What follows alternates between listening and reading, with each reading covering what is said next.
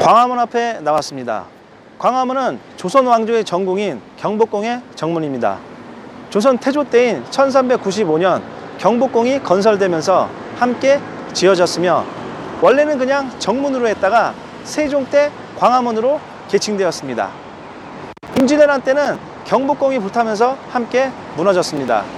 이후 273년 동안 공터로 남아있다가 흥선대원군 때 경복궁을 다시 지으며 재건되었습니다. 일제시대 때는 북쪽으로 강제 이전되었습니다. 6.25 때는 포탄을 맞아 석축만 남기고 모두 무너졌는데 1968년 박정희 정부 때 석축을 중앙으로 옮기고 다시 복원하였습니다. 하지만 현판의 글씨 등 많은 문제점들을 앓고 있었습니다. 결국 2006년도에 철거되고 2010년도에 복원하면서 오늘날까지 이어져 오고 있습니다. 광화문 광장은 명실상부한 대한민국의 중심지이자 조선 왕조 500년과 근현대 정치, 경제, 행정의 중심지였습니다.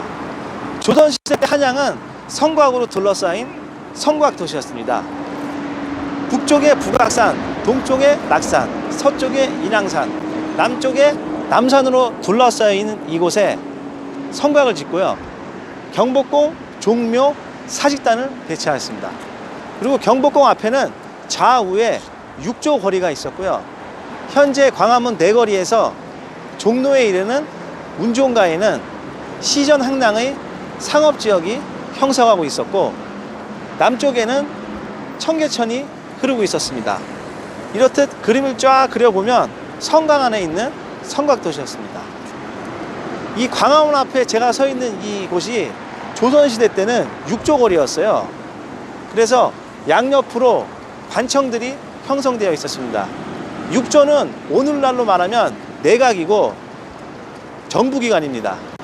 쭉 보시면은 저 왼쪽의 터는 의정부 터로 조선시대 때 최고의 행정기관이었습니다. 영의정, 자의정, 우의정이 합의를 거쳐서 했던 국무회의를 했던 장소였습니다.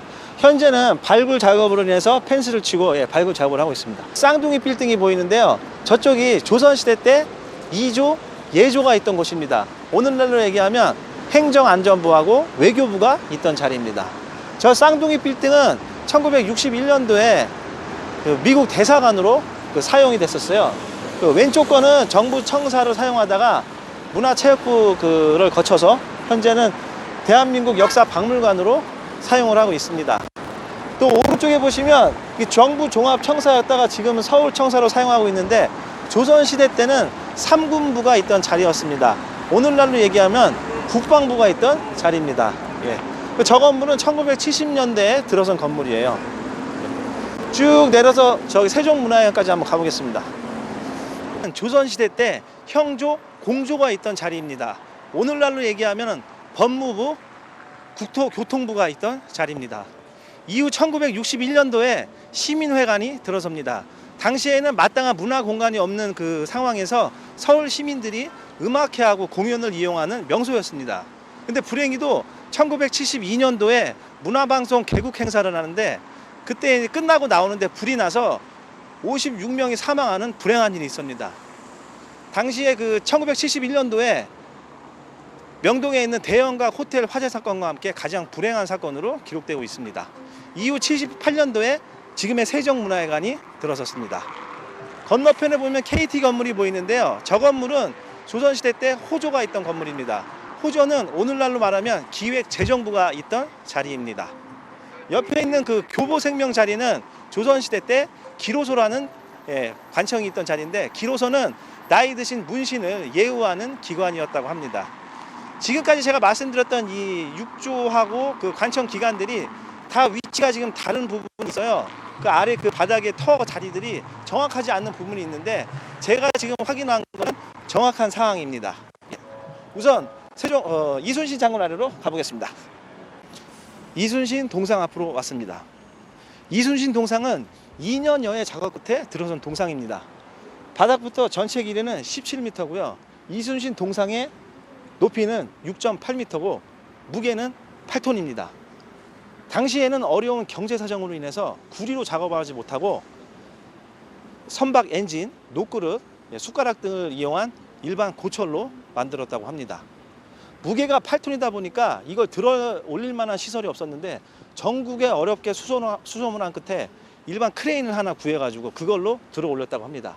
당시에는 이 일대가 전차가 다녔던 시대였던데 전차 운행을 전면 금지하고 올렸다고 합니다. 이게 다 들어선 이후에는 지금도 보면 이렇게 카리스마가 있잖아요. 기침도 못할 정도로 이 일대가 카리스마의 거리였다고 합니다. 지금 여기 천막이 있어서 앞에 가지는 못하는데 이 동아일보 뒤에 보면은 광화문 우체국이 있어요. 저기가 조선시대 때는 포도청이 있었습니다. 오늘날로 얘기하면 경찰청이 있던 자리였습니다.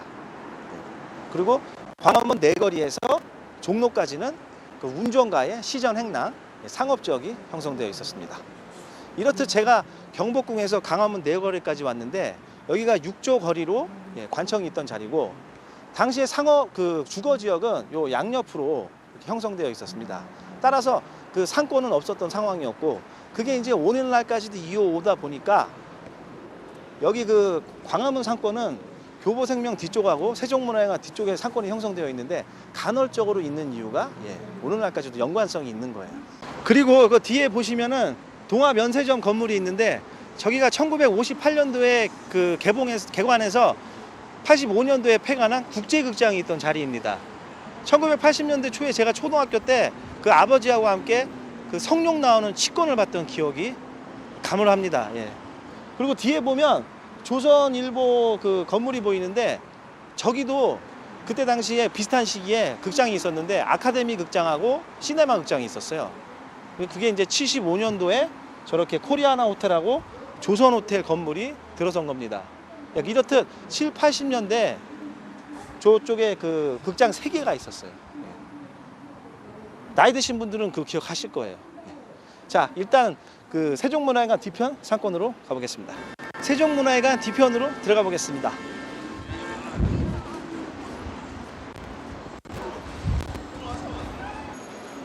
예전에는 이곳이 당주동이라고 불리우던 동네였습니다.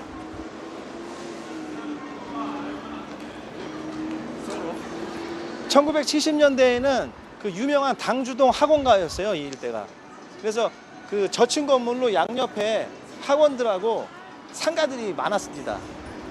예전에 그 노량진 학원에 사람들 많았잖아요. 그렇게 많았어요. 그래서 여기가 고입, 대입, 뭐 재수생 이런 학원들이 많았습니다. 지금은 이렇게 재건축이 돼가지고 높은 건물이 올라갔지만 좋게 남아있는 저런 그 저층 건물의 형태로 해서 1970년대에는 종로 이가의 학원과 더불어 유명한 학원 골목이었고 아주 활발한 그 상권이었습니다. 현재는 그 재건축이 된 건물 말고는 기존에 있던 오래된 건물 위주로 상가들이 있고 사람들이 이용을 하고 있습니다. 이 세종문화회관 뒤편은 그 예전에 있었던 저런 건물들이 재건축 재개발들이 많이 됐어요. 이쪽으로 한번 보시죠. 그러니까 이런 것도 예전에 있던 형태고 상가가 이렇게 많지는 않습니다. 이 일대가. 저 뒤편에 큰 건물들도 이런 저층 건물이었는데 재건축되면서 올라가고 저것도 마찬가지고 저 뒤편으로 가면은 예전에는 그 조선시대 때는 저 뒤편이 한옥마을이었어요. 그것이 지금은 그 용교 창가나 뭐 경희국의 아침처럼 오피스텔, 아파트촌이 들어서 있는 주택가고 그 주변은 또 그 오피스 건물들이 있는데 이곳은 건물 지하에도 아케이드 그 매장들이 많이 있습니다. 그리고 군데군데 이렇게 상권이 형성되어 있는데 가게 숫자가 그렇게 많지 않아요. 그리고 공실도 거의 없고 여기는 임대 시세는 15평 기준으로 600에서 800만 원 정도 보시면 되고요. 그 아케이드 매장 같은 경우에는 10평 기준으로 한 100만 원 정도 보시면 됩니다. 그리고 여기는 뭐 저기 있는 노래방 정도가 있고 거의 유흥시설이 그렇게 많지는 않아요. 일반 외식업종 위주로 되어 있고 점심시간에 사람 많고 저녁에는 식사를 하면서 술 한잔하는 그런 형태로 되어 있습니다. 그리고 그 주말에는 거의 사람이 없어요. 이 세종문화관에서 공연했을 때 그 수요하고 여기 그 시위를 했을 때 그 수요 정도만 주말에는 있습니다. 장점이라고 뭐 말씀드리면 그 가게 숫자가 적기 때문에 경쟁을 좀 덜한다. 단점은 그에 비해서는 월세가 비싸다. 그렇게 보시면 될 것 같습니다. 교보문고 뒤쪽으로 가보겠습니다. SC제일은행 앞으로 왔습니다. 이 광화문 상권을 넓게 보면은 교보문고 뒤부터 시작해서 제가 서 있는 이 SC제일은행까지가 범위인데, 예전에는 여기가 피막골이었잖아요. 그래서 이렇게 골목으로 쭉 연결됐는데 그게 이제 2010년부터 재개발이 시작돼서 지금은 이렇게 오피스타운으로 형성이 되어 있습니다. 그래서 상가들은 1층하고 지하로 복합타운 형태로 되어 있습니다. 일단 올라가 보실까요?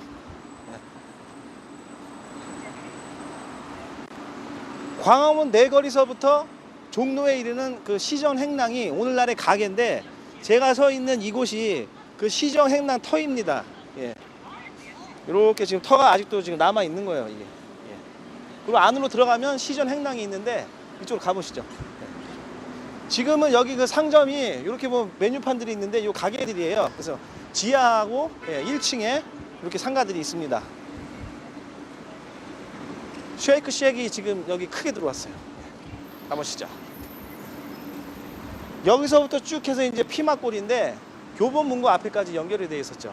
2010년도에 이게 펜스 치면서 공사를 시작했어요. 마지막에 2010년에 오셨던 분들은 그때 이 오른쪽으로 펜스를 치면서 옛날에 그 저층 건물에 있던 그 뭐 참치, 삼치구 구이집하고 전집들이 있었잖아요. 술집들. 예, 그건 기억나실 거예요. 예. 가보시죠.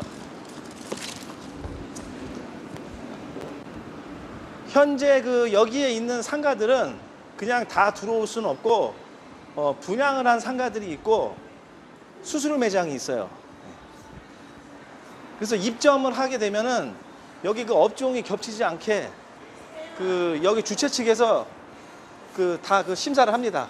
그래서 골고루 들어올 수 있게 그렇게 돼 있고, 그 D타워 같은 경우에는 그 인테리어나 뭐 컨셉 이런 거를 다 심사를 해요. 그래서 그냥 아무나 막 들어올 수는 없는 형태도 있습니다. 피막골로 계속 지금 연결돼서 나오고 있습니다. 교보문고 앞에 마지막 피막골 거리로 들어가고 있습니다. D타워가 그래도 이 일대에서는 그 상가의 형성이 가장 잘 되어 있습니다. 그래서 1층은 이렇게 작은 가게들로 되어 있고 2층부터 6층까지는 다양한 그 외식 업종이 들어와 있습니다. 주로 이제 큰 평수 위주로 들어와 있는데, 특히 까다롭게 D타워가 그 업종하고 인테리어 뭐 그런 컨셉들을 심사를 많이 한다고 합니다. 여기는 수수료 매장으로 되어 있습니다. 그래서 매출에 따라서 차등 비율이 있다고 합니다. 저희가 지금까지 쭉 이 피막골을 왔는데, 여기 수수료 매장이 아닌 경우에는 보통 여기 그 13평 기준으로 분양 가격이 한 15억, 16억 정도 했어요. 그래서 지금 월세 시세는 13평 기준으로 약 700에서 800만 원 정도 되어 있습니다.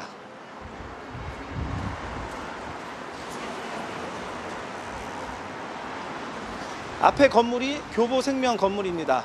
그리고 이게 지금 시전 행랑이에요. 이렇게 기아 지붕으로 되어 있는데, 오늘날로 얘기하면 이게 가게입니다. 이런 시정 행랑이 아까 말씀드렸던 운종가로 그 교보문고 광화문 사거리에서 종로 3가까지 이렇게 형성이 되어 있던 겁니다. 이게 전성기 때는 이게 시전 행랑이 약 3,000개가 있었습니다. 그래서 양옆의 길로 그냥 대형 상권들이 형성되어 있었고, 이렇게 된 그 앞에 이제 그 각종 그 물건들을 판매했던 거죠. 그래서 그 종로가 그 조선시대 600년에 최대 상권이라는 말이 나오는 게 그래서 나오는 거예요. 여기는 그 2층부터 6층까지는 그 에스컬레이터로 이렇게 올라가면서 이렇게 크게 돼 있어요. 그래서 우리 일반 개인 창업자들이 들어오기에는 좀 쉽지 않고, 보통 이제 법인 형태나 프랜차이즈 형태로 많이 들어오고 있고, 또 브랜드를 또 많이 선호하더라고요.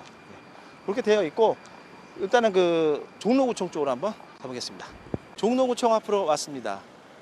이곳은 2010년 이후에 재개발이 되면서 저런 높은 건물이 들어서고요. 남아있는 이 저층 건물 형태로는 거의 1층에 외식업종 위주로 되어 있습니다. 젊은 사람들보다는 그 나이 드신 분들이 주로 지금 이 상권을 이용하고 있습니다. 여기에 월세 시세는 15평 기준으로 500에서 700만 원 정도 보시면 됩니다. 여기도 마찬가지로 그 상가수가 적어서 경쟁하는 비율은 조금 적다고 보시면 됩니다. 지금까지 광화문 상권을 봤는데요. 광화문 상권은 조선시대 이후에 육조 거리와 운종가 형태로 이어져 오다가 도심 재개발로 인해서 오늘날에는 이런 형태로 들어서고 있습니다. 따라서 남아있는 이런 건물들도 재건축, 재개발이 이루어지면 복합 상가 형태로 갈 것이라고 생각됩니다.